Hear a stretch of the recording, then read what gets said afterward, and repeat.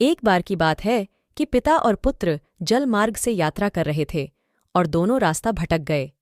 दोनों एक जगह पहुंचे जहां दूर दूर तक टापू दिखाई दे रहे थे। पिता ने पुत्र से कहा, अब लगता है हमारा अंतिम समय आ गया है। दूर दूर तक कोई सहारा नहीं दिख रहा है। तभी अचानक उन्हें एक उपाय सूझा।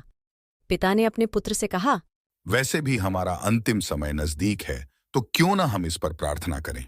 उन्होंने दोनों टापू आपस में बांट लिए, एक पर पिता और दूसरे पर पुत्र। दोनों ही अलग अलग इस पर प्रार्थना करने लगे। पुत्र ने ईश्वर से कहा, हे भगवान, इस टापू पर पेड़ पौधे उपजाएं जिसके फल फूल से हम अपनी भूख मिटा सकें। प्रार्थना सुनी गई। तत्काल पेड़ पौधे उगाए और उनमें फल फूल भी आ गए। पुत्र ने कहा, यह तो चमत्कार हो गया। फिर उसने प्रार्थना की, हे भगवान, एक सुंदर स्त्री आ जाए जिससे हम यहाँ उसके साथ रहकर अपना परिवार बसा सकें। तत्काल एक सुंदर स्त्री प्रकट हुई।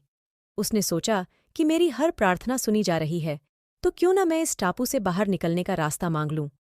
उसने प्रार्थना की, हे भगवान, एक नाव आ जाए जिसमें सवार होकर हम यहाँ से बाहर निकल सकें।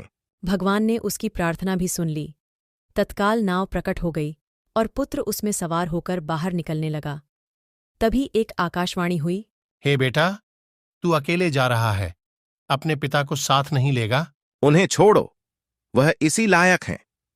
प्रार्थना तो उन्होंने भी की थी, लेकिन आपने उनकी एक भी नहीं सुनी। शायद उनका मन पवित्र नहीं था, तो उन्हें इसका फल भोगने दो।